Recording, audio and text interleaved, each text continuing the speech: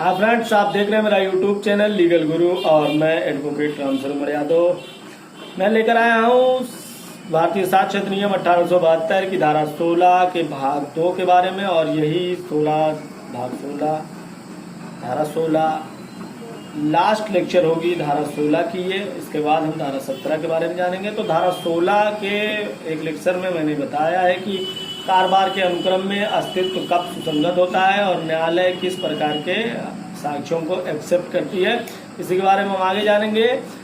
पहले हम ये जानते हैं कि विदेशी कंपनियों पर तामीला कैसे पर्याप्त न्यायालय मानेगी। कंपनी अधिनियम की धारा 596 के अनुसार ही विदेशी कंपनियों पर तामीला माना जाएगा। उसका एक अलग सिस्टम है और कंपनी अधिनियम में यह बात स्पष्ट दर्शाई गई है। जब हम कंपनी अधिनियम पढ़ेंगे तो हम पढ़ेंगे धारा 596, जिसमें हम ये पढ़ेंगे कि हम किस प्रकार से तामीले को पर्याप्त माने, किस तरह से ये माने कि तामीला हो गया है विदेशी कंपनियों पर। तो जरा सी थोड़ी सी 2 लाइन में हम जान लेते हैं कि विदेशी कंपनियों पर तामीला कैसे पर्याप्त माना जाएगा, क्योंकि ये मानना बहुत जरूरी है और धारा 16 में ही इसको न्यायालय एक्सेप्ट करेगा। जो किसी व्यक्ति को संबंधित है कोई डाक या पदनाम से संबंधित है, जैसे व्यक्ति नहीं लिखा है, किसी व्यक्ति का नाम नहीं लिखा है, जैसे व्यक्ति मान लीजिए सच्चिदानंद है कोई व्यक्ति जो विदेशी बैंक के मैनेजर हैं और उनको रजिस्ट्री करनी है, तो हम उस सच्चिदानंद के नाम एक रजिस्ट्री कर सकेंगे क्योंकि वो उस बैंक के मैनेजर हैं। उनके पद नाम से अगर उनका नाम हमें नहीं पता है तो हम लिखेंगे कि शाखा प्रबंधक महोदय, उनके पद नाम से संबोधित करके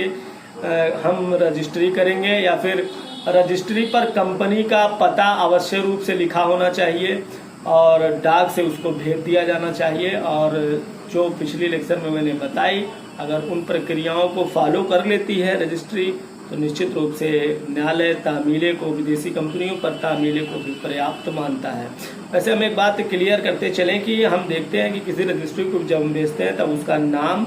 उस व्यक्ति का नाम जिसके पास उसको जानी है और उसके पते को उस पर लिखते हैं, तो सेम वही कंडीशन है। वो किसी व्यक्ति का नाम या उस कंपनी के डायरेक्टर का नाम या व्यक्ति से संबोधित कोई व्यक्ति हो, या अगर व्यक्ति को आप नहीं जानते तो व्यक्ति का पद नाम या उस रजिस्ट्री पर कंपनी का पता लिखकर अगर हम भेजते हैं और रजिस्ट्री वापस नहीं आती है, वापस उसको नहीं मिलती है,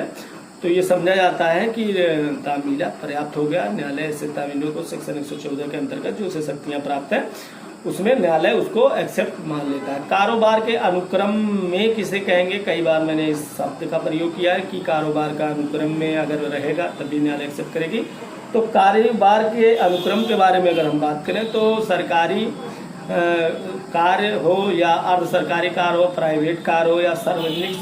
कार्यालयों से कोई कार्य किया गया हो जो लगातार उसी क्रम में किया जाता रहा हो, तो इनसे संबंधित सारी चीज़ों को न्यायालय एक्सेप्ट करती है। कारोबार का सामान्य अनुक्रम में डाक द्वारा भेजने से अगर हम संबंधित समझें तो एकदम क्लियर कट बात करें तो डाक द्वारा भेजा जाना चाहिए। तामीले के लिए डाक से उसको भेजा जाना चाहिए। निवास स्थान जहाँ पर उसको जाना है उस जगह का नाम उस पर लिखा होना चाहिए और उस व्यक्ति का नाम लिखा होना चाहिए या उस व्यक्ति का पद लिखा होना चाहिए जिस व्यक्ति के पास वो रजिस्ट्री जा रही है। एक चीज़ और बहुत खास हो जाता है कि वहाँ पहुँचने के लिए कितने का डाक टिकट उस पर लगेगा, तो सही डाक टिकट उस पर रजिस्ट्री पर लगा होना चाहिए और उसको डाक में डाला जाना चाहिए। तो यह अनुमान किया जा सकता है कि पत्र जिसको भेजा गया है उसके पास उस अनुक्रम में वह पत्र पहुँच गया होगा। अब जहाँ तामीले की बात करते हैं वहीं जो है सेक्शन 114 जो न्यायालय को या अवधारित करने का पावर देता है कि वो सोच सकता है कि तामीला हो गया होगा, उसी को अगर हम ध्यान से पढ़ेंगे तो उसी के जो दृष्टांत क्या है जब हम उसको पढ़ेंगे तो उसी में उसका अपवाद भी दिया गया है कि किस प्रकार न्यायालय अगर वह व्यक्ति जिसको रजिस्ट्री भेजी गई थी वह क्या आकर बता दे या कोई ऐसी बात बता दे तो ये माना जाएगा कि तामीला उस पर पर्याप्त नहीं हुआ है। ये खंडनीय उपधारणा कही जा सकती है इसको, यह अपवाद है इस बात की धारा 16 की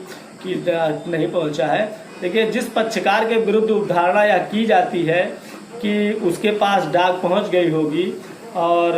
वास्तव में वास्तविकता से परे है ये बात कि उसके पास डाक नहीं पहुंची, फिर भी सामान्य अनुक्रम में कारोबार के सामान्य अनुक्रम में डाक भेजी गई थी,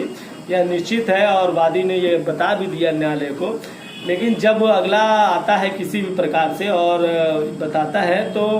वो ये कह सकता है कि भारतीय साक्ष्य नियम के 1872 की धारा जो 114 है, जिसने पावर दिया है न्यायालय को ये मान लेने का कि अगर सामान्य अनुक्रम में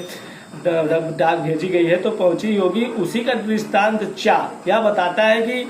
किस प्रकार से प्राप्त नहीं हुआ है पत्र। जहां प्रश्न यह है कि क्या पत्र प्राप्त हुआ है, तो वहां पर अगला व्यक्ति आकर, जिसको पत्र प्राप्त न था, वह आकर बताता है कि जिस दिन वह डाक भेजी भेजी तो वो सामान्य अनुक्रम में ही गई थी, सही गई थी,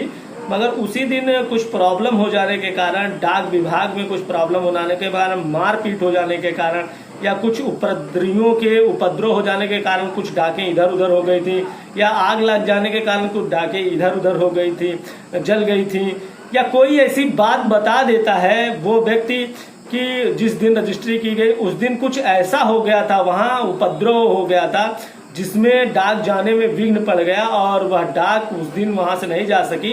तो यह माना जाएगा कि यह व्यक्ति सही कह रहा है और उसको न्यायालय एक्सेप्ट नहीं करेगी कि तामीला पर्याप्त है, क्योंकि उस दिन यह माना जाएगा कि उस दिन डाक में खंडन हो गया था, सामान्य अनुक्रम को ही में नहीं रह पाया था और इन्हीं कारणों से वो डाक पहुंच नहीं पाई होगी। इस प्रकार की मंशा न्यायालय बना सकेगी और न्यायालय यह बात डिसाइड कर सकेगी कि वास्तव में तामीला हो नहीं पाया है, जबकि अगली पार्टी जिसके प्रति यह बात कही जा रही है कि जिससे ये उपधारणा की जा रही है कि वास्तव में वो उसके पास पहुंच गया होगा, जब वो इस बात को बताता है तो इसी के साथ धारा 16 समाप्त होती है और अगली लेक्चर में हम जानेंगे एविडेंस एक्ट की धारा 17 के बारे में। तब तक के लिए मुझे इजाज़त दीजिए, बने रहिए मेरे साथ। आप मुझे फॉलो कर सकते हैं ट्विटर, इंस्टाग्राम पर भी और फेसबुक पर भी मुझे फॉलो किया जा सकता है। ज़्यादा जानकारी के लिए आप मुझे कमेंट कर सकते हैं, मैं हर कमेंट का जवाब देता हूं। अगर आपकी कानून से संबंधित कोई समस्या है तो निश्चित रूप से आप कमेंट करिए, मैं उसका जवाब दूंगा। और अगर मुझे लगता है कि समस्या आपकी बड़ी है और कई लोगों की समस्या है तो मैं एक लेक्चर स्पेशली आपके लिए लेकर आता हूं इस चैनल पर। तो बने रहिए आप मेरे साथ। जय हिंद।